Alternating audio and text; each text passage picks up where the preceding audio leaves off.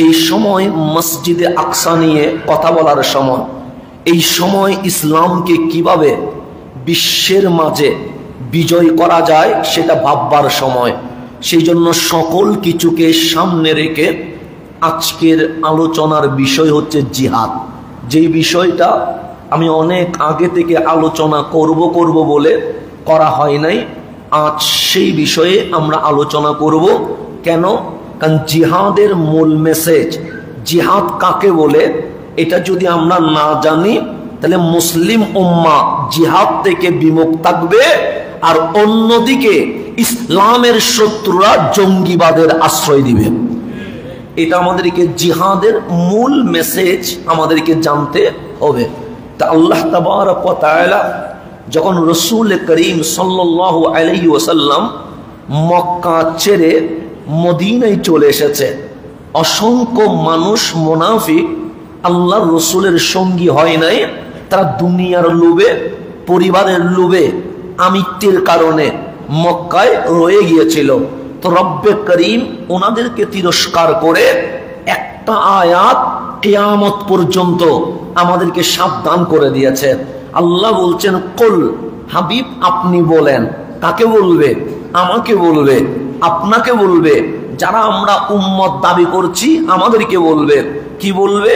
Say in কানা আবাউকুম, যদি তোমাদের পিতামাতা, ওয়া ইখওয়ানুকুম, তোমাদের ভাই বোন, ওয়া আজওয়াজুকুম, তোমাদের স্ত্রীগণ, ওয়া আশিরাতুকুম, তোমাদের গোত্র, তোমাদের গোষ্ঠী, ওয়া আমওয়ালুন ইকতারাফতুমুহা, তোমাদের অর্জিত সম্পদ, ওয়া তিজারাতুন তাখশাউনা কাসাদাহা, এবং ওই ব্যবসা যেটা তোমরা মন্দা যাওয়ার ভয় করো, ওয়া মাসাকিনু তারদাউনাহা, ওই বাসস্থান যেটাকে তোমরা ভালোবাসো। তা আল্লাহ বলছে, যদি তোমাদের পিতামাতা, যদি তোমাদের ভাই বোন, যদি তোমাদের স্ত্রীগণ, যদি তোমাদের পরিবার গোষ্ঠী, তোমাদের অর্জিত সম্পদ, তোমাদের ওই ব্যবসা, যেই ব্যবসা লস হবে বলে দিন রাত ঘুমাতে পারো না টেনশনে, ওই বাসস্থান যেটাকে তুমি প্রাণের চেয়ে বেশি ভালোবাসো, আহাব্বা ইলাইকুম মিনাল্লাহি ওয়া রাসূলিহি ওয়া জিহাদিন ফি সাবিলিহি, যদি আল্লাহ এবং তার রাসূল এবং আল্লাহর রাস্তায় জিহাদ করা, বিষয় তিনটা। একটা হচ্ছে আল্লাহ, দ্বিতীয় নম্বর হচ্ছে রহমতুল লিল আলামিন, তিন নম্বর হচ্ছে জিহাদিন ফি সাবিলিহি, আল্লাহর রাস্তায় জিহাদ করা। আল্লাহ এবং আল্লাহর রাসূল এবং আল্লাহর রাস্তায় জিহাদ করার মুহাব্বত যদি তোমার পিতামাতা, তোমার ভাই বোন, তোমার স্ত্রী, তোমার পরিবার গোষ্ঠী, তোমার অর্জিত সম্পদ, তোমার ব্যবসা, তোমার বাসস্থান থেকে বেশি না হয়, আল্লাহ বলে ফাতারাব্বাসু হাত্তা ইয়াতিয়াল্লাহু বিআমরিহি, তাহলে অপেক্ষা করো, আল্লাহর নির্দেশ আসবে। যদি আল্লাহ এবং রাসূলের চেয়ে, আল্লাহর রাস্তায় জিহাদের চেয়ে তোমাদের মা বাবা, তোমাদের ভাই বোন, তোমাদের স্ত্রী, তোমাদের গোষ্ঠী, তোমাদের সম্পদ, তোমাদের বাসস্থান, তোমাদের ব্যবসা যদি প্রিয় হয়, তাহলে অচিরেই তোমাদের উপর আল্লাহর আযাব নেমে আসবে। ঘোষণা কার? আল্লাহ। তাহলে আমাকে আমার জানের চেয়ে, আমার মা বাবার চেয়ে, আমার ভাই বোনের চেয়ে, আমার স্ত্রীর চেয়ে, আমার অর্জিত সম্পদের চেয়ে, আমার ব্যবসার চেয়ে, আমার বাসস্থানের চেয়ে, এক কথায় আমার অস্তিত্বের চেয়ে আল্লাহ এবং রাসূল এবং আল্লাহর পথে জিহাদ করা, এটা অবশ্যই এক নাম্বারে রাখতে হবে। এর বাইরে কোনো সুযোগ নাই। যদি আমি আল্লাহরে এক নাম্বারে রাখতে না পারি, রাসূলে পাকের মুহাব্বতকে এক নাম্বারে রাখতে না পারি, আল্লাহর রাস্তায় জিহাদকে আমি যদি এক নাম্বারে রাখতে না পারি, হাত দাড়ি আছে, পাগড়ি আছে, জুব্বা আছে, আল্লাহ কোরআনে বলছে ওয়াল্লাহু লা ইয়াহদিল কওমাল ফাসিকিন, আমি আল্লাহ ফাসিক সম্প্রদায়, নাফরমানকে কখনো হেদায়েত দিব না। ঘোষণাকার আল্লাহর। দাড়ি আছে, টুপি আছে, জুব্বা আছে, নামাজ আছে, রোজা আছে, কিন্তু আমার প্রাণের মধ্যে আল্লাহর স্থান এক নম্বরে নাই, রাসূলের মুহাব্বত এক নম্বরে নাই, জিহাদ ফি সাবিলিল্লাহ, আল্লাহর রাস্তায় জিহাদ করা এটা এক নম্বরে নাই। আল্লাহ বলে উপরে মুসলমান, ভেতরে ফাসিক নাফরমান। এরকম নাফরমান নিজের মুসলমান দাবি করতে পারে, কিন্তু আমি আল্লাহর ঘোষণা, এই নাফরমানকে আমি আল্লাহ কখনো হেদায়েত দিব না। তাহলে আমাকে আপনাকে আল্লাহ এবং রাসূলুল্লাহ সাথে জিহাদকে জানের চেয়েও বেশি ভালোবাসতে হবে। তা আজকের বিষয় যেহেতু জিহাদ, আমাকে আগে বুঝতে হবে জিহাদ কারে বলে। যদি আমি না বুঝি তাহলে জিহাদ সম্পর্কে আমার আইডিয়া থাকবে না, আমি সন্ত্রাসবাদকে জিহাদ মনে করব, আর জিহাদ যারে কয় সেটা আমি নিজের জীবনে বাস্তবায়ন করতে পারবো না। একটা জিনিস কোরআন যদি বলেন, কোরআনের মধ্যে দুইটা প্রকার আছে, একটার নাম মক্কি আর একটার নাম মদনী। মক্কি আগে, মদনী পরে, এটা বাইসিরিয়াল মনে রাখতে হবে। কেন? কারণ কোরআন মানে গাইডলাইন, কোরআন মানে মুসলমানের সংবিধান, কোরআন মানে আমার চলার পাথেয়। কেন? আল্লাহ রাসূল বলছে যেই বান্দার সামনে কোরআন থাকবে, কোরআন তারে জান্নাতে নিয়ে যাবে, আর যেই বান্দার পিছনে কোরআন থাকবে, কোরআন তারে জাহান্নামে নিয়ে যাবে। একজন মুসলমানের গাইডলাইন কোন দেশের সংবিধান নয়, একজন মুসলমানের গাইডলাইন এর নাম আল কোরআন। কথা ঠিক না? এর বাইরে যাওয়ার কোন সুযোগ আছে নাই। সংবিধান যদি কোরআন সুন্নাহ বিরোধী হয়, আপনি আমি কখনো সাপোর্ট করতে পারি না। আর যদি কোরআন সুন্নাহ মোতাবেক হয়, তাহলে অবশ্যই এটাকে আমরা কি করতে পারবো? সাপোর্ট করতে পারবো। তাহলে কোরআন একটা সিরিয়াল আছে, একটার নাম মক্কি আর একটার নাম মদনী। তাহলে মক্কি মদনীর সিরিয়ালে একজন মানুষ কিভাবে নিজেকে গঠন করবে, এটা আল্লাহ তাবারক ওয়া তাআলা আল কোরআনের মাধ্যমে আমাদেরকে জানিয়ে দিয়েছেন। তাহলে মক্কি জীবন একটা, মদনী জীবন আর একটা। কষ্ট যদি রাসূল পাকের সিরাতে দেখেন, মক্কি জীবনে কষ্ট বেশি, মদনী জীবনে মক্কির চেয়ে একটু কম হয়ে গেছে। মক্কি মানি যেখানে রাসূল পাককে পাথর মেরেছে, মক্কি মানি যেখানে রাসূল পাকের পিঠের উপরে উটের বুড়ি তুলে দিয়েছে, মক্কি মানি যেখানে রাসূল পাকের সামনে সাহাবীদের গলা দুই ভাগ করে দিয়েছে, মক্কি মানি যেখানে রাস্তায় বাজারে ইসলামের দাওয়াত দিতে দেয় নাই, মক্কি মানি যেখানে মুসলমান বড় করে কথা বলতে পারে নাই। তো ওই সময়ে যুদ্ধ মারামারি করা আমি আপনার দৃষ্টিতে এটা ওয়াজিব বা ফরজ পর্যায়ে চলে যায়, কিন্তু ওই মক্কি জীবনে আমার আল্লাহ পাক কোরআনে 70টা আয়াত নাযিল করে মুসলমানকে জিহাদ করতে নিষেধ করে দিয়েছেন। কয়টা আয়াত? 70 আয়াত। কোন জীবনে বললাম? মক্কি জীবনে। আমার রাসূলকে আল্লাহ তাবারক ওয়া তাআলা রাসূলের মাধ্যমে সাহাবায়ে কেরামকে জানিয়েছেন, তোমরা আত্মরক্ষার জন্য সামনে যাইও না, তোমরা হাতে অস্ত্র নিও না, তোমরা হাত দিয়ে অ্যাটাক করো না। মারছে কিন্তু আমি আল্লাহ নিষেধ করছি, এটার নাম হচ্ছে মক্কি জীবন। 70 আয়াত নাজিল করে নিষেধ করেছে। যদি বলেন আল্লাহ নিষেধ করলো কেন? কারণ সেই সময় মুসলমানের সংখ্যা কম, সেই সময় মুসলমানের শক্তি কম, সেই সময় মুসলমানের সাপোর্ট কম। দুর্বল সম্প্রদায় যদি শক্তিশালী সম্প্রদায়ের বিরুদ্ধে লেগে যায়, তাহলে ওরা শেষ হয়ে যাবে। ওরা যদি শেষ হয়ে যায়, তাহলে অটোমেটিক ধ্বংস হয়ে যাবে। তা আল্লাহ 70 কানা আয়াত নাজিল করে মুসলমানকে নিষেধ করেছে, তোমরা তরবারি হাতে নিও না। এটার নাম মক্কি জীবন। তো যেই জীবনে 70 আয়াত নাজিল করেছে, সেই জীবনে আমার আল্লাহ ওই মক্কি সূরার ভেতরে জিহাদের কথা 5 বার বলেছেন। কয়বার? 70 বার নিষেধ করেছেন। কয়বার? 1-2 বার না, 70 বার নিষেধ করেছেন। কোন জীবনে? মক্কি জীবন। মানে রাসূল পাকের নবুয়ত প্রকাশের পর থেকে হিজরতের আগ পর্যন্ত এই 13 বছর বয়সে আল্লাহ বলছেন, হাবিব এখন তরবারি হাতে নেওয়ার সময় আসে নাই, আপনি আপনার সাহাবীদেরকে নিষেধ করেন ওরা হাত দিয়ে যেন কি না করে, অ্যাটাক না করে। কোন সময়? যখন সাহাবীদের গলা কাটছে, কোন সময়? যখন আমার নবীকে পাগল বলছে, কোন সময়? যখন আমার নবীকে পাথর মারছে, কোন সময়? যখন আমার নবীকে ঘরের ভিতরে তালা বন্ধ করে 3-4 দিন আটকে রেখেছে, সেই সময় আল্লাহ বলছে, হাবিব আমি নিষেধ করছি এখন হাতে তরবারি নেওয়া যাবে তো যেই সময় না বলছে সেই মক্কি সূরাগুলা যদি আপনি হাতে নেন, তখন আপনি রিসার্চ যদি করেন, সেখানে দেখবেন আমার আল্লাহ জিহাদের কথা 5 বার বলেছেন। কয়বার? কোন সূরায়? মক্কি সূরায়। কোন সূরা? এটা জিহাদটা কঠিন বেশি, সেটা আমি বারবার করে রিপিট করব, কারণ এটার মেসেজ যদি ভুল চলে যায় উম্মত ভুল পথে চলে যাবে। আর এটার মেসেজ যদি ঠিক থাকে, উম্মত জিহাদ কিভাবে করতে হয়, বিজয় কিভাবে আনতে হয়, সেই সঠিক মেসেজ জানতে পারবে। সেজন্য আমি বারবার একটু রিপিট করবো, কারণ এটা সেন্সিটিভ বিষয়। তাহলে মক্কি জীবনে জিহাদের কথা কয়বার নিষেধ করছে? কয়বার?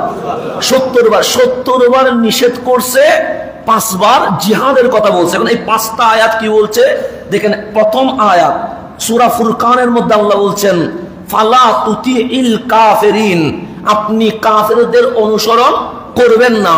কাফের বলবে মূর্তি পূজা করতে, আপনি মূর্তি পূজা করবেন না। কাফের বলবে সূর্যের ইবাদত করতে, আপনি সূর্যের ইবাদত করবেন না। কাফের বলবে চাঁদকে প্রভু বলতে, আপনি চাঁদকে প্রভু বলবেন না। এরপর বলছে ওয়াজাহিদহুম বিহি জিহাদান কাবীরা, আপনি তাদের সাথে জিহাদে কবির, বড় জিহাদে লিপ্ত হয়ে যান। তো এই জিহাদ মানে কি? মারামারি না, কোনাকুনি না। তারা যেভাবে বলছে সূর্যের পূজা করা যাবে, পূজা করেন, চাঁদকে আল্লাহ বলেন, গাছের পূজা করেন, আপনি এলম দিয়ে, জ্ঞান দিয়ে, বিজ্ঞান দিয়ে কাফের যত কথা আছে সবগুলার রদ করে দিয়ে দেন। এটার নাম জিহাদ। এটার নাম কি? তাহলে ওরা বলছে আপনি সূর্যের কি করেন? পূজা করেন, আপনি চাঁদকে আল্লাহ বলেন, আপনি গাছ গরুর কি করেন? পূজা করেন। আল্লাহ বলছে ফালা তুতিইল কাফিরিন, কাফেরদেরকে অনুসরণ করা যাবে না। তো ওরা যে আমাকে বারবার ডিস্টার্ব করছে, আমি কি করব? আল্লাহ বলছে জাহিদহুম, তাদের সাথে জিহাদ করতে হবে। কেমন জিহাদ? সে জিহাদান কবিরা, বড় জিহাদ। ওই জিহাদটা কি তরবারি বোমা? সে না, ওই জিহাদের নাম জ্ঞান, ওই জিহাদের নাম বিজ্ঞান, ওই জিহাদের নাম এলম। আপনাকে আমি আল্লাহ যে আর রহমান আল্লামাল কোরআন, এলমের ভান্ডার দিয়ে দিয়েছি। ওই এলম যুক্তি দিয়ে আপনি মাঠে নেমে যান, আপনার এলমের সামনে কাফের কখনো কথা বলতে পারবে না। এটা কয় নাম্বার? 1 নাম্বার। এরপর 2 নাম্বার, মুসলমানদের মধ্যে ছেলে মুসলমান কিন্তু মা বাবা কাফের, এরকম আছে না? নাই? আছে। মুসলমানের মধ্যে তখনকার কথা বলছি, এখনো আছে। এখনো অনেক মুসলিম ছেলে মুসলমান, মা বাবাকে কাফের, এরকম আছে না? আচ্ছা, তো ও কি মা বাবাকে মারবে, ফিটাবে? না। তো এটা একটা বিধান আয়াত নাজিল করার দরকার আছে না? নাই? আছে। তো এখন মক্কি জীবনে ছেলে মুসলমান হয়ে গেছে, কিন্তু মা বাবা মুশরিক রয়ে গেছে। মা বাবা বলছে দোকানে যাও, বাজার করো, এটা এনে দাও, এটা করো। এখন মা বাবা তো মুশরিক, ছেলে তো সাহাবী রাসূল, তো উনি কি করবে? তা আল্লাহ এই বিধান 2টি আয়াত নাজিল করেছে যে মা বাবা যা বলবে তাই পালন করো, এতে আমি আল্লাহর কোনো সমস্যা নাই। তোমার মা বাবা মুশরিক হোক, কারণ ইসলামে কোনো জোরাজুরি নাই। তোমার মা যদি বলে তেল লাগবে, তুমি তেল নিয়ে আসো। চাউল লাগবে, চাউল নিয়ে আসো। রুটি লাগবে, রুটি নিয়ে আসো। যা হুকুম করে তাই করো। কিন্তু একটা জিনিস কখনো করা যাবে না, কি? ওয়াইন জাহাদাকা লিতুশরিকা বি মা লাইসা লাকা বিহি ইলমুন, যদি তোমার মা বাবা জাহাদা মানে জিহাদ করে, জিহাদ মানে চেষ্টা করে, কি চেষ্টা? লিতুশরিকা বি, আমার সাথে কি করার জন্য? শিরিক করার জন্য। আল্লাহ একটা না বলে 2টা বলার জন্য যদি কি করে? তোমাকে চাপ প্রয়োগ করে, মা লাইসা লাকা বিহি ইলমুন, ওই সম্পর্কে তোমার জ্ঞান নাই। ফালা তুতিহুমা, আমি আল্লাহ আদেশ দিচ্ছি এই একটা কথা তোমার মানার দরকার নাই। এটার নাম জিহাদ। জাহাদাকা মানে কি করা? জোর করা, প্রচেষ্টা করা। মা বাবা চেষ্টা করছে, না বাবা তুই শিরিক কর, শুধু আল্লাহ বলছে এইটাই অনুসরণ করা যাবে না। এর বাইরে মা বাবা যা বলবে তুমি তাই হুকুম পালন করো, আমি আল্লাহর কোনো কি নাই, আপত্তি নাই। তাহলে এখানেও জিহাদের কথা বলছে, কি বলে নাই? আবার বলছে, আবার কোরআনের মধ্যে সূরা লুকমানের মধ্যে আল্লাহ বলছে ওয়া ইন জাহাদাকা আলা আন তুশরিকা বি মা লাইসা লাকা বিহি ইলমুন, যদি তোমার মা বাবা জাহাদা কি করে, চাপ প্রয়োগ করে আমার সাথে শিরিক করার জন্য, যেই ব্যাপারে তোমার জ্ঞান নাই, ফালা তুতিহুমা, তুমি তাদের অনুসরণ করবা না। তাহলে আল্লাহ জিহাদের কথা এখন কয়বার বললেন? 3 বার। 1 নম্বর, যদি কাফের আমাকে বলে শিরিক করো, আমি তার অনুসরণ করব না, বরঞ্চ তার কথার উত্তর মারামারি করে না, শুকলাল করে না, চিল্লাইয়া না, লাফালাফি না, এলমের মাধ্যমে জবাব দেওয়া, এটা সবচেয়ে বড় জিহাদ। 2 নম্বর, মা বাবা যদি মুশরিক হয়, মা বাবা যা বলবে তাই করব, কিন্তু আল্লাহর সাথে শিরিক করতে বললে কখনো শিরিক করা যাবে না। এই শিরিক না করা, এটাই বড় জিহাদ, এটা বড় জিহাদ। কয়টা গেল? 3টা। তারপর আল্লাহ 4 নম্বরে বলছে, ওয়ামান জাহাদা ফাইন্নামা ইউজাহিদু লিনাফসিহি। মান জাহাদা, যে জিহাদ করে, ফাইন্নামা ইউজাহিদু লিনাফসিহি, সে নিজের জন্যই জিহাদ করেছে। এটা বলছে কে? আল্লাহ। যে জিহাদ করে সে অন্য কারোর জন্য জিহাদ করে নাই, করছে কার জন্য? নিজের জন্য।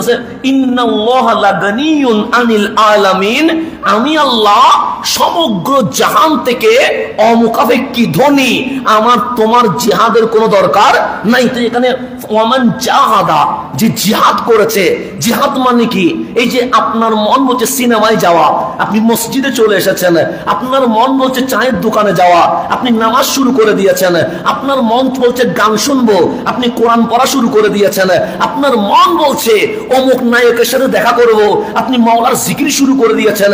এটার নাম জাহাদ, মানে আল জিহাদ বিনফসিহি, নিজের নফসের সাথে কি করা? জিহাদ করা। তা আল্লাহ মক্কি জীবনে বলছে, অন্যের বিরুদ্ধে অস্ত্র ধরার আগে তুমি নফসের বিরুদ্ধে অস্ত্র ধরো, এটা তোমার জন্য বড় জিহাদ হয়ে যাবে। এটা কয় নাম্বার গেল? 4 নাম্বার। 5 নাম্বার বলছেন, এটা মক্কি জীবনের কথা বলছে, এরপর আমি মদনী জীবনে আসবো। আমার বাইসিরিয়াল কথাগুলো বুঝতে হবে। মক্কি জীবন হচ্ছে ওয়াল্লাযীনা জাহাদু ফিনা লানাহদিয়ান্নাহুম সুবুলানা। আল্লাহ বলছে যে ফিনা, আমাদের জন্য, কার জন্য? আল্লাহর জন্য। ফিন, আল্লাহর হকে, আল্লাহর সম্মানে, আল্লাহর মুহাব্বতে। জাহাদু, যারা জিহাদ করে। জিহাদ মানে চেষ্টা করে। কিসের চেষ্টা? মাওলার পথ আবিষ্কার করার চেষ্টা, সিরাতে মুস্তাকিমে চলার চেষ্টা, আল্লাহকে পাওয়ার চেষ্টা। আল্লাহ বলছে লানাহদিয়ান্নাহুম সুবুলানা, যে জিহাদ করবে, জিহাদ মানে চেষ্টা করবে, ফিনা মানে কার জন্য? আল্লাহর হকে, আল্লাহর জন্য, আল্লাহর মুহাব্বতে। আল্লাহ গ্যারান্টি, ওয়ারেন্টি, তুমি যদি চেষ্টা করো সিরাতে মুস্তাকিমের হেদায়েত আমি আল্লাহ তোমাকে দিয়ে দিব। তারপর বলছে ইন্নাল্লাহা লামাআল মুহসিনিন, আমি আল্লাহ মুহসিনদের সাথে আছি। তাহলে এখন 5টা আয়াত, এগুলো মক্কি জীবনে জিহাদের কথা বলেছেন। এখানে জিহাদ মানে কি? 1 নম্বর, জিহাদ মানে নিজের নফসের যে কুমন্ত্রণা আছে, নিজের নফসের যে প্রবৃত্তি আছে, সেখান থেকে বেঁচে আল্লাহ এবং রসুল যা চায় সেটা বাস্তবায়ন করা, এটার নাম কি? জিহাদ। 2 নম্বর, কেউ যদি আমারে বলে শিরিক করো, আমি যদি শিরিক না করে মাওলার ইবাদত করি, এটার নাম কি? জিহাদ। 3 নম্বর, আমি যদি সিরাতে মুস্তাকিম, সত্য পথ তালাশ করি, এটার নাম জিহাদ। তাহলে আমার মক্কি জীবনে জিহাদের গাইডলাইন হচ্ছে আগে নিজেরে ঠিক করো, আগে নিজেরে ঠিক করো। কারণ নিজে ঠিক না হইলে আপনার কলব চেঞ্জ হবে না। কলবে যদি রুহানিয়ত না আসে, আপনি ইসলামের নূর ধারণ করতে পারবেন না। ইসলামের নূর যদি ধারণ করতে না পারেন, আপনি মাঠে নামলে আল্লাহর সাহায্য আসবে না। আল্লাহর সাহায্য যদি না আসে, আপনি জীবনে কখনো জিততে পারবেন না। নিজে কি হওয়া? ঠিক হওয়া। যেমন নিজে ঠিক না হইলে কি হয়? এই যে ফিলিস্তিনের ইস্যুতে সমগ্র বাংলাদেশ নয়, বিশ্বের মুসলমান কষ্ট পেয়েছে কি পায় না? পাইছে। সবাই দলমত নির্বিশেষে রাস্তায় নেমে ফিলিস্তিনকে জানান দিচ্ছে, আমরা তোমাদের পক্ষে আছি, যদি বর্ডার খুলে দেওয়া হইতো অবশ্যই আমরা ফিলিস্তিনে চলে আসতাম। কথা ঠিক না? আবার এরই মাঝে কিছু দুর্ঘটনা ঘটছে কি ঘটে নাই? ঘটছে। যেমন জুতার দোকানে চুরি করে ফেলছে, এরকম আছে না? নাই, আছে। তাহলে গেছে কোথায়? ফিলিস্তিনের পক্ষে কথা বলতে, কিন্তু করে ফেলছে কি? জুতা চুরি। তো চুরি করার কারণে মুসলমানের সম্মান বাড়ছে না কমছে? কমছে। বিশ্ববাসী দেখছে যে ফিলিস্তিনের পক্ষে নেমে কেউ জুতা চুরি করছে, কেউ কারো ব্যবসার দোকান লুটপাট করছে, কেউ কারো ব্যবসা ধ্বংস করে দিচ্ছে। তখন ফিলিস্তিনের মানুষ ভাবছে যারা বাংলাদেশে বসে জুতা চুরি করে ওরা যদি ফিলিস্তিনে আসে তাহলে আমাদের ঘর তো চুরি করতে পারে। এ কথা ভাবছে তো নাকি? বাবার তো কথা। কারণ যার কাছে বাংলাদেশের দোকান নিরাপদ নয় তার কাছে ফিলিস্তিনের ঘর কি নিরাপদ থাকবে? কখন? কেন? সে নিজে ঠিক হইতে পারে নাই। ওই যে জিহাদ বিন নফস, নিজে ঠিক হওয়া, যার কাছে একটা জুতার লুপ সামলাইতে পারে নাই সেই কেমনি ইসলামের জন্য গদ্দান দিবে, জান দিবে, মাল দিবে। সেই জন্যই বুঝতে হবে আবেগে পা বাড়ানো যাবে না। ইসলাম যেটাকে জিহাদ বলেছে আমাকে সেই জিহাদে মাঠে নামতে হবে, এর বাইরে যাওয়ার কোনো সুযোগ। সেই জন্য মক্কি গাইডলাইন হচ্ছে জিহাদ মানে তাসকিয়াতুন নফস, নিজেরে কি করা? ঠিক করা। লুপ থেকে বাঁচা, হিংসা থেকে বাঁচা, আমি নিজের দেশের সম্পদ কি করা? রক্ষা করা, মানুষের অধিকার বাস্তবায়ন করা, এটাই এগুলা শেখার নাম জিহাদ। কারণ নিজে যদি কন্ট্রোল করতে না পারি আমি অন্যরে কন্ট্রোল করব কেমনে? সেজন্য রাসূল পাকের 40 বছরের জিন্দেগি শুধু কন্ট্রোল শিখিয়েছে, নিজেরে কিভাবে, নিজের যৌবন কিভাবে সাজাতে হয়, নিজের কৈশোর কিভাবে সাজাতে হয়, চুলগুলো কিভাবে রাখতে হয়, কাপড়গুলো কিভাবে পরতে হয়, কিভাবে পায়ের কদম হাঁটতে হয়, কিভাবে হাসতে হয়, কিভাবে কাঁদতে হয়। কেন? নিজে ঠিক না হলে ইসলামের নূর আসে না। ইসলামের নূর না আসলে জীবনে জিহাদে নামলেও মাওলার সাহায্য আসে না। আল্লাহর সাহায্য না আসলে জীবনে জিতার কোনো সুযোগ। তাহলে মক্কি জীবনের জিহাদ মানে নিজেরই কি করা? তৈরি করা। এখন আসেন, আপনি যদি কোরআন গবেষণা করেন যে জিহাদের অনুমতি মিলছে কখন, মানে অর্থাৎ শত্রুর মোকাবেলায় তরবারি নিয়ে মাঠে নামা, অস্ত্র নিয়ে মাঠে নামা, এই অনুমতি মিলছে কখন? কোরআনের মধ্যে সূরা হজ্জের মধ্যে আল্লাহ বলছে উযিনা লিল্লাযিনা ইউকাতালুনা বিআন্নাহুম যুলিমু, অনুমতি দেওয়া হলো কাদেরকে? যাদেরকে হত্যা করা হচ্ছে নিশ্চয়ই তারা মজলুম, তারা নিজেকে আত্মরক্ষার জন্য জিহাদের মাঠে নামার জন্য আমি আল্লাহর পক্ষ থেকে অনুমতি দেওয়া হয়ে গেছে। এই অনুমতি কখন দিছে? উলামায়ে কেরাম ইখতিলাফ করছে, মতানৈক্য করছে। এখানে দুইটা মত আছে, একটা হচ্ছে দুর্বল মত আর একটা হচ্ছে শক্তিশালী মত। দুর্বল মত হচ্ছে মক্কি জীবনে অনুমতি মিলে নাই, হিজরত করে যখন মদিনায় আসছে তখন আল্লাহ তাবারক ওয়া তাআলা সরাসরি যুদ্ধে যাওয়ার অনুমতি দিয়ে দিয়েছেন। এটা হচ্ছে দুর্বল মত। শক্তিশালী মত কি? শক্তিশালী মত হচ্ছে যখন হুদাইবিয়ার চুক্তি হয়েছে। কিসের চুক্তি? হুদাইবিয়ার কত হিজরিতে? 6 হিজরিতে। হুদাইবিয়ার চুক্তি হওয়ার পর আবার যারা মক্কাবাসী চুক্তি করছে তারা চুক্তি কি করে দিয়েছে? ভঙ্গ করে দিয়েছে। তা আমার নবীর বেসাল ইন্তেকাল শরীফ ওয়াফাতের 3 বছর আগে আল্লাহ সরাসরি জিহাদের অনুমতি দিয়েছেন। কয় বছর আগে? তাহলে মদনী জীবনেও 6 বছর জিহাদের কি দেয় নাই? অনুমতি দেয় নাই। কয় বছর পরে? 6 বছর পর জিহাদের অনুমতি দিয়েছেন। এখন আপনি দেখেন বদর হয়ে গেছে, উহুদ হয়ে গেছে, খন্দক হয়ে গেছে। কয়টা হয়ে গেছে? 3টা। কাদের সাথে? মক্কার মুশরিকের সাথে। বদর হয়েছে কার সাথে? আবু জেহেল আবুল আহাবুদের সাথে তো হয়েছে। খন্দক কার সাথে হয়েছে? মক্কার কাফেরদের সাথে। বদর উহুদ কার সাথে? মক্কার কাফেরদের সাথে। 3টা যুদ্ধ হয়ে গেছে হুদাইবিয়ার আগে। তা আপনি বলবেন অনুমতি মিলে নাই, যুদ্ধ হইল কেমনে? এগুলাকে বলা হয় ইমার্জেন্সি টাইম, যেগুলোর মধ্যে অনুমতির কি হয় না? দরকার হয় না। ঝাঁপিয়ে পড়েছে, এখন আমার আত্মরক্ষা হওয়ার কি দরকার। এখন যাদের বিরুদ্ধে বদর হইল, যাদের বিরুদ্ধে উহুদ হইল, যাদের বিরুদ্ধে খন্দক হইল, তার 3টা যুদ্ধের পরে 6 হিজরিতে আমার নবী সেই মানুষগুলোর সাথে আবার হুদাইবিয়ার চুক্তিতে বসে গেছেন। তাহলে রাসূলের পাক কি অশান্তি চায় না শান্তি চায়? আমাকে কেউ অ্যাটাক করতে আসছে, তরবারি আমার গর্দানের উপর তুলে ফেলছে, আমি ওর সাথে জীবনে কখনো চুক্তি করতে বসবো? ওরা বদরে আসছে মারার জন্য, ওরা উহুদে আসছে মারার জন্য, ওরা খন্দকে আসছে মারার জন্য। ৬ষ্ঠ হিজরিতে ৩টা যুদ্ধের পর কামলিওয়ালা বসছে হুদাইবিয়াতে। কেন? আমার নবী আমি মারামারি চাই না, হানাহানি চাই না, শান্তি চাই। যখন ওই শান্তি চুক্তি হয়ে গেছে, 1 বছর পর শান্তি চুক্তি যখন ভঙ্গ করছে, আল্লাহ বললেন, হাবিব আপনি বদরে নিজে যান নাই, মক্কাবাসী গেছে, আপনি আত্মরক্ষা করছেন। আপনি উহুদে নিজে যান নাই, মক্কার মানুষ উহুদে গেছে, আপনি আত্মরক্ষা করছেন। খন্দকে আপনি নিজে যান নাই, ওরা গেছে, আপনি আত্মরক্ষা করছেন। এরপরেও আপনি এত বড় রহমাতুল্লিল আলামিন হুদাইবিয়ায় শান্তি চুক্তি করলেন, কিন্তু তারা শান্তি চুক্তি রক্ষা করে নাই। দোষ মুসলমানের নয়, দোষ মুশরিকের।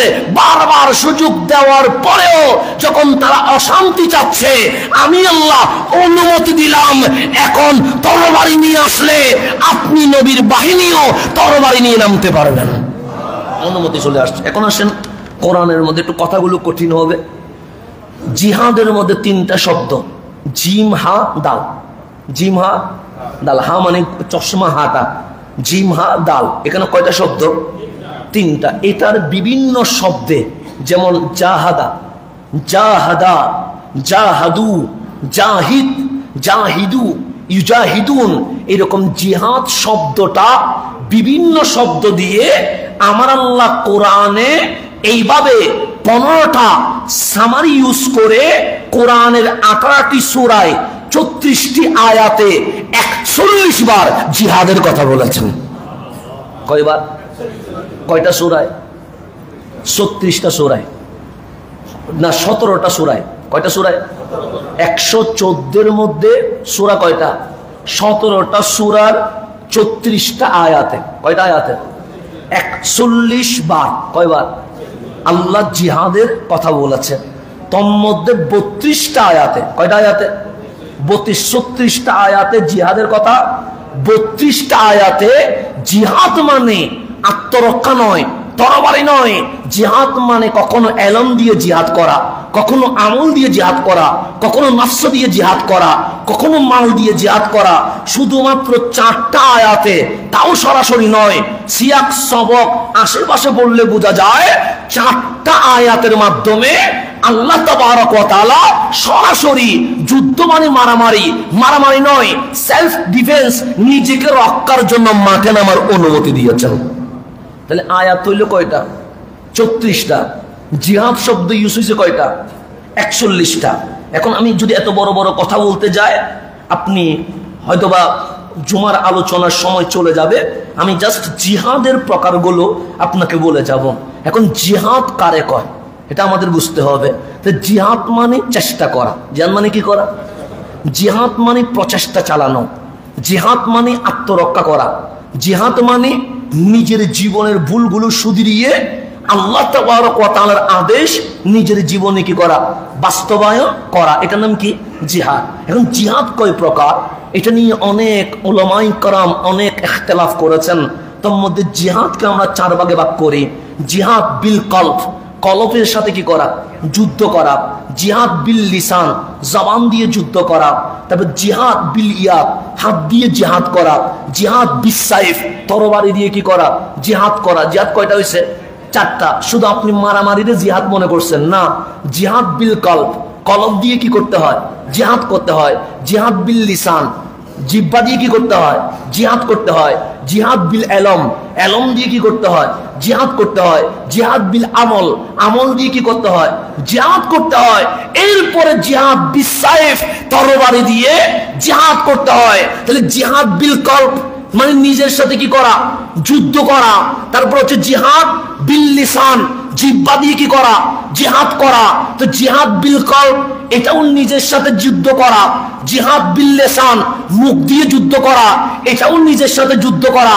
আপনি বললেন হুজুর মুখ দিয়ে জিহাদ কি রকম? অনেক সময় জালেম বাদশা তাকে কি থাকে না? তাকে অনেক সময় আমরা মাহফিলে যাই, মাহফিল কমিটি নিজস্ব বিভিন্ন বিষয় আমাদেরকে দেয় যে এই কথা বলা যাবে না, এই কথা বলা যাবে না, এই কথা বলা যাবে না। তো কোরআন যদি বলে বলা যাবে আর আরেকজন যদি বলে বলা যাবে না, তাহলে যুদ্ধ কার সাথে করছে? আল্লাহর সাথে। তারে কি জালেম বলা যায় কিনা? যায়, অবশ্যই যায়, তারা জালেম বলা যায়। এখন মসজিদ কমিটি যদি বলে এই আলোচনাটা বাদ দিতে হবে, কোরআন বলে এই আলোচনা করা যাবে, কমিটি বলে করা যাবে না, তাহলে এখন কমিটি কি আল্লাহর কথা মানে না দুনিয়ার কথা মানে? দুনিয়ার কথা মানে। তো ওই কমিটির কথা কি শোনা যাবে?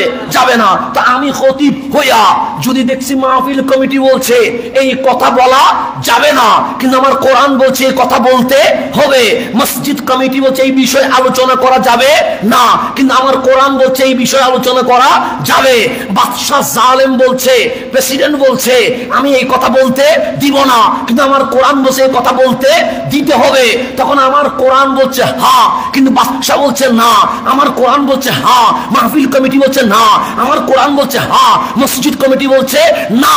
যদি আমি আমার প্যাকেটের চিন্তা করি তাহলে আমি কখনো মাহফিল কমিটির কথায়, কখনো মসজিদ কমিটির কথায়, কখনো জালেম বাদশার কথায় ইসলামকে বিক্রি করে দিব।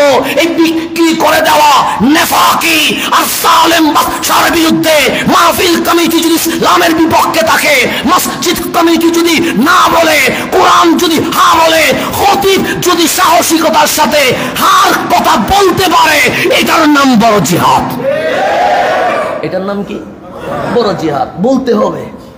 মিম্বার এটা রসুলের, এখানে আমি দুনিয়াবি চুক্তি করতে পারবো? আমাকে দেখতে হবে রহমতুল্লিল আলামিন কি অনুমোদন দিছে, আমাকে দেখতে হবে রহমতুল্লিল আলামিন কি নিষেধ করছে। এখন হ্যাঁ না দুইটার মাঝে আমি দেখবো দুনিয়া কি বলছে, আল্লাহ এবং আল্লাহর হাবিব কি বলছে। যদি আমি ওই দুনিয়ার রিজিকের কথা চিন্তা করে, আমার প্যাকেটের কথা চিন্তা করে, আমার নিরাপত্তার কথা চিন্তা করে যদি আমি স্কিপ করে যাই কোরআন সুন্নাহকে, এটার নাম কি হবে? ইন্নাল্লাহা লা ইয়াহদি কওমাল ফাসিকিন। এটার নাম নাফরমানি হবে, এটার নাম ফাসিকি হবে। সেই জন্য অনেক সময় অনেক কথা এই মিম্বরে দাঁড়িয়ে বলতে হয়, যেদিকে যাবে যা, কিন্তু নিজের উপর নেওয়া যাবে না।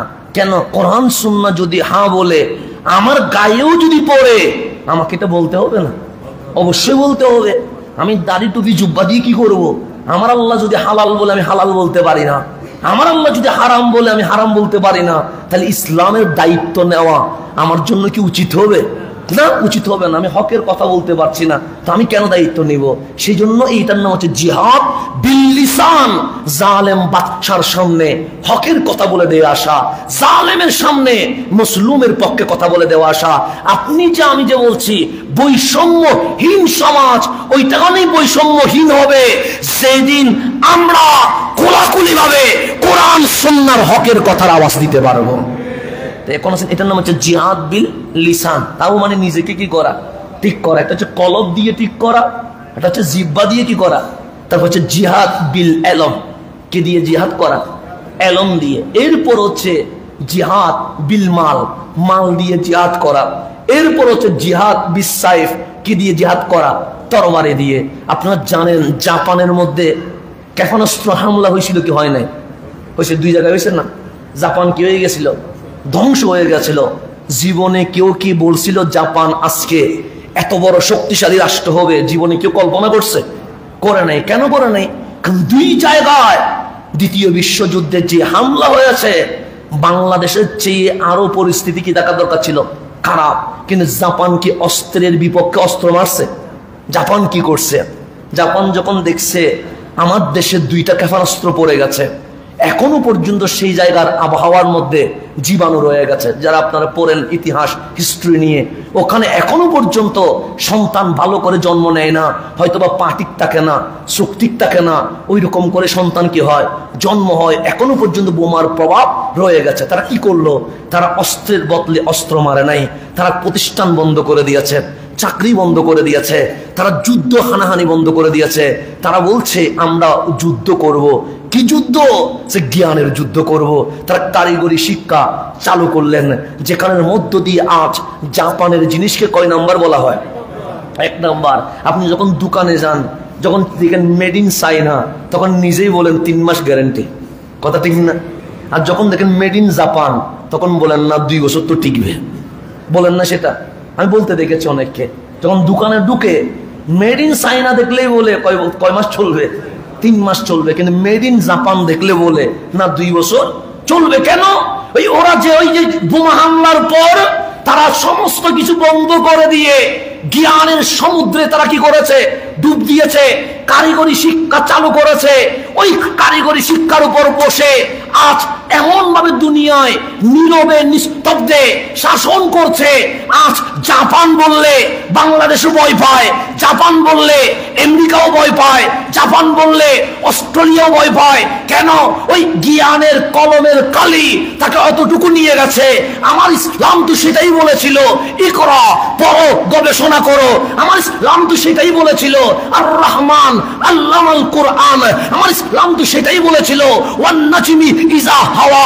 যখন তারকা নিয়ে মানুষে বলেছিল এগুলা জাস্ট আলো দেয়, তখন আমার ইসলাম বলছে ওয়ান নাজমি, তারকার শপথ, ইজা হাওয়া, যখন এটা অবতরণ করে। আমার ইসলাম তো সেটাই বলেছিল, ওয়াদ-দুহা ওয়াল লাইলি ইজা সাজা। আমার ইসলাম তো সেটাই বলেছিল, আলাম নাশরাহ লাকা সাদরাক। আমার ইসলাম তো সেটাই বলেছিল, সুবহানাল্লাযী আসরা বিআবদিহি লাইলাম মিনাল মাসজিদিল হারামি ইলাল মাসজিদিল আকসা। যখন বিজ্ঞান বলছে উপরে নবমণ্ডল, অক্সিজেন নাই, আমার ইসলাম বলছে হাবিব, যখন কেউ চাঁদ গ্রহণীয় ভাবে নাই, যখন কেউ গ্যালাক্সি নিয়ে ভাবে নাই, তখন সর্বপ্রথম দুনিয়ায় মহা বিজ্ঞানী রহমাতুল লিল আলামিন উর্দু জগৎ সফর শুরু করে দিয়েছেন। আমার ইসলাম তো সেই জ্ঞানের কথা বলেছিল, আমার ইসলাম সেই জ্ঞানের কথা বলেছিল। আজকে রোহিঙ্গা প্রবলেম হচ্ছে কি হচ্ছে না? বাংলাদেশের জন্য বিশাল অভিশাপ। কথা ঠিক না? অবশ্য অভিশাপ, এটাকে অস্বীকার করার কোনো সুযোগ নাই, অস্বীকার করতে পারবেন না। কারণ বাংলাদেশের মানুষ দাবি করছে রোহিঙ্গাদেরকে দ্রুত আরকানে কি করে দেওয়া হোক। আপনি কি রোহিঙ্গাদের জীবনী পড়ে দেখেছেন? আরকানে কারা শাসন করেছিল? এই রোহিঙ্গা মুসলমানরা শাসন করেছিল, ক্ষমতা তাদের হাতে ছিল, মুসলমানদের হাতে। আজকে রোহিঙ্গা সম্প্রদায় দুনিয়ার মধ্যে সবচেয়ে বেশি নির্যাতিত, নিপীড়িত। কথা ঠিক না? বাংলাদেশ আশ্রয় দিয়েছিল বিদায় কিছুটা মাথা উঁচু করতে পারছে। বাংলাদেশ যদি সেদিন আশ্রয় না দিত তাদেরকে সমুদ্রে মরতে হইতো। কথা ঠিক না? তো যারা এক সময় পৃথিবীর কি আরকান রাজ্য পুরা মায়ানমার শাসন করেছে, তাদের এই অধপতন আসলো কেমনে? আপনি যখন ইতিহাস পড়বেন তখন দেখবেন মুসলমানরা ছিল জ্ঞান বিজ্ঞানের রাজা, ছিল মুসলমান। যদি বলেন গণিতকে শুরু করেছে, নাম আসবে মুসলমানের। মেডিসিনের আবিষ্কারক কারা? নাম আসবে মুসলমানের। বিমানের থিওরিকে দিয়েছে, নাম আসবে মুসলমানের। আজকে যে ক্যান্সারের থেরাপি দিচ্ছে, যদিও বা কিতাবগুলো চুরি করা, এগুলা থিওরিকে দিয়েছে, তখন নাম আসবে ইমাম গাজ্জালির নাম আসবে, ইবনে সিনার নাম আসবে। কিন্তু আজকে মুসলমানের এই অবস্থা কেন? এক সময় আরকান তো আমাদেরই ছিল, এক সময় তো আরকান মুসলমানদেরই ছিল। কারণ কি? তখন ব্রিটিশ শাসন যখন ঢুকছে, মুসলমানরা যে জ্ঞানের রাজা ছিলেন, মুসলমানদেরকে জ্ঞান থেকে বিমুখ করে ওই নারী লোভের দিকে নিয়ে গিয়ে মুসলমানকে যখন নারী দিয়ে মুসলমানের চরিত্র হরণ করছে, সেদিন থেকে রোহিঙ্গারা রাজা থেকে উপজাতি হইয়া সংখ্যালঘুতে রূপান্তর হয়েছে। ওরা এখন শুধু ওদের কাজ কি? বছরে শুধু ছেলে জন্ম দেওয়া একটা একটা করে, আর কোনো কাজ আছে নাই। 7-8টা বিয়ে করা, শুধু বিয়ে করবে 7-8টা, আর 6 মাস 7 মাসের মধ্যে একটা কি করবে? আসবে 5 লাখ, হয়ে যাবে 2 বছরের মধ্যে 10 লাখ। মানে 5 লাখ কি হয়ে গেছে? ইনপুট বলবেন না আউটপুট বলবেন? কোনটা বলবেন আমি জানি না। ইনপুট না এক্সপোর্ট কোনটা বলবেন আমি জানি না। তো কাজ কি এখন ওদেরকে? ওদের মাথায় ঢুকাইছে শুধু ছেলে কি দাও, জন্ম দাও। আমাদের বাংলাদেশে অনেকে বলে শুধু মুসলমান বাড়াও, শুধু জন্ম দিলে তো হবে না, একটারে উমরে ফারুক তো বানাইতে হবে। শুধু জন্ম দিলেন আর বিয়ে করাইলেন, জন্ম দিলেন আর বিয়ে করাইলেন। না শিক্ষা আছে, না বিজ্ঞান আছে, না সায়েন্স আছে, না ইঞ্জিনিয়ারিং আছে, না এলএলবি আছে, কিছুই তো নাই। তো শুধু ছেলে জন্ম দিলে হবে কিনা? বাংলাদেশে অনেকে মাহফিল করতে শুনেছি, হ্যাঁ আমার 10টা ছেলে, আপনিও জন্ম দেন। রিকশাওয়ালার মতো শুধু সন্তান জন্ম দিলে কি হবে? একটারে খালেদ বিন ওয়ালিদ বানানোর মতো যদি পজিশন থাকে, এরপর জন্ম দেন। যদি না থাকে জন্ম দেওয়ার দরকার নেই। এখন আর কানীদেরকে শিখাইছে শুধু ছেলে জন্ম দাও, শুধু কি জন্ম দাও? ছেলে। ওরা শুধু ছেলে জন্ম দিতে আসে, শুধু খায় আর জন্ম দেয়, খায় আর জন্ম দেয়। কোনো পড়ালেখা আছে, কোনো চিন্তা চেতনা আছে নাই। মুসলমানদের বিবেক নষ্ট করে দিয়েছে। সেই জন্য জিহাদ বিল ইলম, এটার চেয়ে বড় জিহাদ আর নাই। আপনি যদি দেখেন ইসরায়েলের কথা বলছেন, ওরা কি কুটিতে বসতে পারছে? ওরা কত লাখ তো হবে, লাখের সীমানায় আছে। ওদেরকে আশ্রয় দিছে কে? 80 লাখ আশ্রয় দিছে কে? ফিলিস্তিনে। ওরা যখন আশ্রয় নিচ্ছে, ছবিটা দেখছেন, ওদের গায়ের কাপড় অর্ধেক, প্যান্ট পরার কি নাই, কুয়ত নাই, শক্তি নাই, প্যান্ট যে কিনবে ওই কি নাই, পজিশন নাই। ইসরায়েলের কাছে ইসরায়েলিরা, এই ইসরায়েলি যারা হচ্ছে, ওরা হচ্ছে পালাতক। ওরা আসছে ফিলিস্তিনের কাছে, 2 হাত জোর করে বলেছিল একটু কি দাও, আশ্রয় দাও। গায়ের মধ্যে কি নাই, কাপড় নাই, অর্ধ উলঙ্গ হইয়া ফিলিস্তিনিদের কাছে হাত জোর করে কি নিয়েছে, আশ্রয় নিয়েছে। আশ্রিত জাতি যারা সংখ্যালঘুর মধ্যেও পড়ে না, ওদেরকে থাকতে দিয়েছে একটা জায়গায়। ওরা আজ এমন ভাবে কথা বলছে, কখনো আজকে তো আমাদের ফিলিস্তিন তো শেষ করে দিয়েছে, এখন বলছে আরো ধরবো, ইরান ধরবো, এভাবে একটার পর একটা ধরবো। তাদের বিরুদ্ধে মুসলমানদের কোনো ভূমিকা নাই। আমি চিল্লাইলে এটার নাম ভূমিকা নয়, আপনি চিল্লাইলে এটার নাম ভূমিকা নয়। আমাদের যে রাজা বলছি, আমরা যাদেরকে প্রধানমন্ত্রী বলছি, আমরা যাদেরকে রাষ্ট্রপ্রধান বলছি, তাদের কোনো ভূমিকা আছে? নাই। 80 লাখের কুঠায় 200 কোটি মুসলমান অসহায় নির্যাতিত হয়ে আছে। কেন? এই ইসরায়েলিরা যখন ফিলিস্তিনের কাছে আশ্রয় পেয়ে গেছে, তারা অন্য কিছু করে নাই, তারা জ্ঞান বিজ্ঞানে নেমে গেছে। আগে মারামারি নয়, আগে নিজেকে রেডি করেছে কিভাবে যে অস্ত্র কিভাবে বানাইতে হয়, অনলাইন কিভাবে দখল করতে হয়, বিশ্ব মিডিয়া আমার আন্ডারে কিভাবে আনতে হয়। এইরকম যখন গবেষণায় নামছে, আজকে 80 লাখ ইসরায়েলি। আপনি কোন দিকে যাবেন? কখনো বলেন বাটার জুতার ভেঙে ফেলবো, কেন? ইসরায়েলি পণ্য। কোকা-কোলা শেষ করে দিব, ইসরায়েলি পণ্য। ভালো কথা, কোকা-কোলা তো ফেলে দিলেন, কিন্তু আইফোন দিয়ে যে ছবি তুলে পোস্ট করলেন, ফেসবুক কার, আইফোন কার? কথা দিন না। বাটা জুতা চুরি করো, আইফোন তো ফেলে দেওয়া নাই, আইফোন রাখছো কেন? ফেসবুকে যে পোস্ট দিলে, ফেসবুক এটা কার? ফেসবুকে ফিলিস্তিনের পক্ষে পোস্ট দিলে সাথে সাথে আইডি কি করে, আইডি নষ্ট হওয়ার পথে চলে যায়। তো এগুলো কার? এগুলো কার? জিহাদের কথা যে এগুলার কে বুঝাবে? এগুলার কে বুঝাবে? জিহাদ কারে কয় এটাই বুঝে না। তোমার তো এটা বসা দরকার বাংলাদেশে, এটা বলা দরকার। ওরা আইফোন ইউজ করেছে, আবিষ্কার করেছে, আমরা আইফোনের চেয়ে আরো উন্নত যন্ত্র আবিষ্কার করব। এটা বলা দরকার। আমরা ফেসবুক ইউটিউব বন্ধ করে দিব, আমরা আরো এর চেয়ে উন্নত যেন বিশ্ব মিডিয়ায় চলতে পারে, এটাই আবিষ্কারের জন্য বিজ্ঞানী কি করবো, নিয়োগ করব। ব্যবসা শুধু চীন জাপান করবে না, মুসলমান রাষ্ট্রগুলো এক একটা বড় বড় ব্যবসায়ী হবে, এটাই তো করে না। মাঝে মাঝে আফসোস লাগে, মসজিদের মিনার বড়র পর বড় হচ্ছে, কোটি টাকা বাজেট হচ্ছে। আমি বলি মিনারের বাজেটটা এই বছর বানাইতে না পারলে 5 বছর পর বানাইতে পারবেন। অন্তত মুসলমান ছেলেদেরকে বিজ্ঞানী বানানোর জন্য ওই কোটি টাকা বাজেট সেখানে দিয়ে দেওয়া হোক, সেখানে দিয়ে দেন, সেখানে দিয়ে দেন। মসজিদ আর সুন্দর করিয়েন না, অনেক সুন্দর হয়ে গেছে, আর সুন্দর করিয়েন না। কেন? তাল গাছের ঢালের মসজিদে নামাজ পড়লে কি নামাজ হয় না? নামাজ হয় তো। আজকে আমার ছেলেগুলা অশিক্ষিত হয়ে বসে আছে। ওই জিহাদ বিল এলম এটা চলে গেছে, জিহাদ বিল কলম এটা চলে গেছে। আজকে জাপান উঠে গেছে, কেন? ওদেরকে তো মারছে। আজকে মালয়েশিয়া উঠছে, ওরাও তো নির্যাতিত ছিল। আজকে সিঙ্গাপুর উঠে গেছে, ওরাও তো নির্যাতিত ছিল। আমার আল্লাহ দয়া করে মায়া করে স্বর্ণ তেল সবগুলো দিছে কারে? মুসলমানরে। বড় দয়া আল্লাহ, বড় এহসান। এটা সৌদি আরবের সম্পদ না, এটা বিশ্ব মুসলমানের সম্পদ। এখানে আপনার হক আছে, এখানে আমার হক আছে, ওই স্বর্ণের মধ্যে আমার হক আছে, ওই তেলের মধ্যে আপনার হক আছে, এটা আপনার টাকা। আল্লাহ দিয়েছেন দয়া করে মুসলমানদেরকে। মুসলমান কি করছে? ওই নারী নিয়ে বসে আছে, মাদক নিয়ে বসে আছে, সিনেমা হল নিয়ে বসে আছে, আর ওরা কাগজের ডলার দিয়ে আমার তেল স্বর্ণ সব চুরি করে 80 ভাগ স্বর্ণের মালিক আমেরিকা হয়ে গেছে। দিছিল আল্লাহ কারে? আমারে। আর আমি কি করছি? নারী, মদ আর কি নিয়ে, সিনেমা হল নিয়ে। আবার মাঝে মাঝে ওদের থেকে ইসলাম শিখতে বাঙালি বসে থাকে। আশ্চর্য লাগে, কার থেকে ইসলাম শিখো? যে সিনেমা হলে, রমজানে সিনেমা হলে বসে থাকে, যে 40টা বিয়ে করে, এর থেকে নাকি ইসলাম শিখতেছে। আমি তো সৌদি আরবে দেখি নাই, তো সৌদি আরবে 40টা বিয়ে করছে বলে তুমি 40টা বিয়ে করবে না।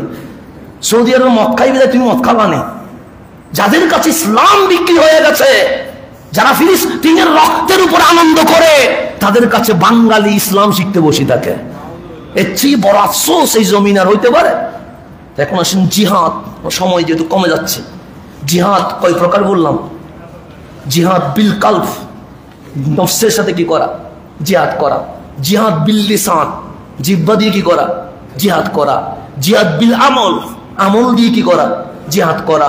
জিহাদ বিল ইলম, ইলম দিয়ে জিহাদ করা। জিহাদ বিল মাল, মাল দিয়ে জিহাদ করা। জিহাদ বিস সাইফ, ৬ষ্ঠ নম্বরে তরবারি দিয়ে জিহাদ করা। জিহাদ কয়টা হইল? ৬টা হইল। সেজন্য বেশি আবেগ ভালো নয়। সেজন্য আমাদেরকে বুঝতে হবে আমাদের মুসলমানের সম্মান ইজ্জত সারা বিশ্বে যেন কি থাকে, মর্যাদায় উন্নীত থাকে। আপনি চুরি করবেন, এটা ইসরায়েলি পণ্য। আপনি টাকা দিয়ে কিনে ঢালবেন, এটা ইসরায়েলি পণ্য। তো নিজের প্যাকেটে যে আইফোন আছে এটা ফুরি দেন নাই কেন? তখন আমরা বুঝতাম আপনি ইসরায়েল বিরোধী। সুতরাং নিজের সকাল থেকে রাত পর্যন্ত হয় ইসরায়েলি পণ্য দিয়ে।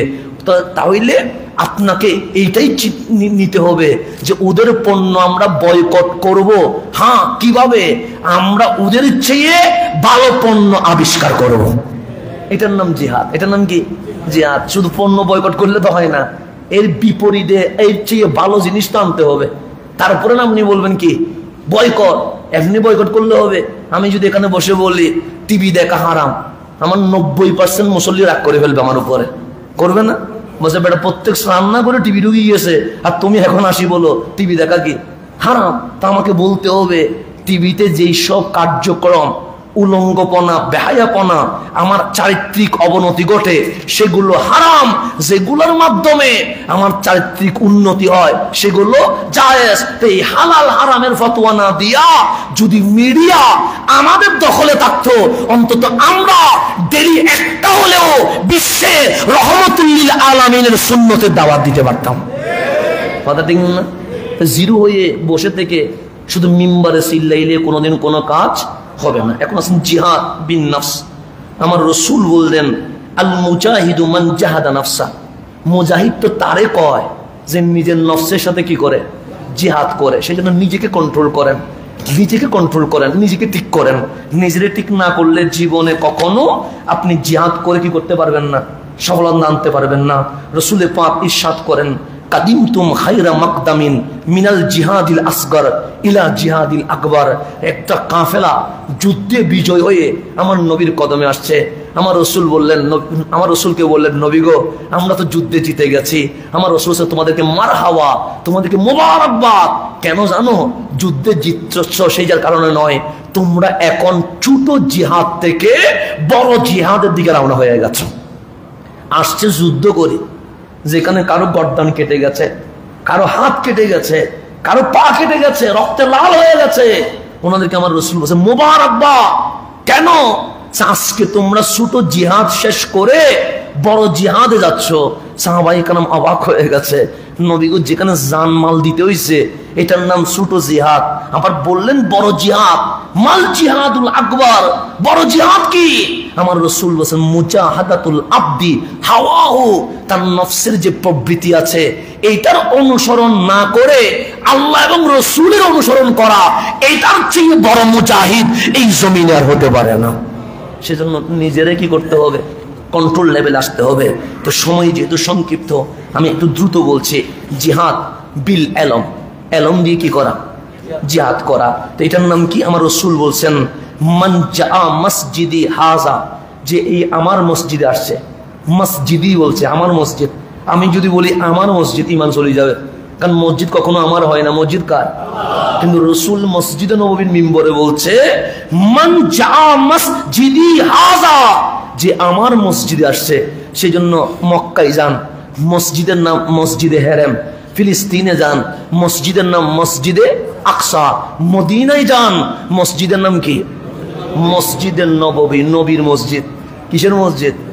মসজিদি হাজা, আমার মসজিদ। তো আপনি বলছেন নবীর রওজায় যাওয়া যাবে না।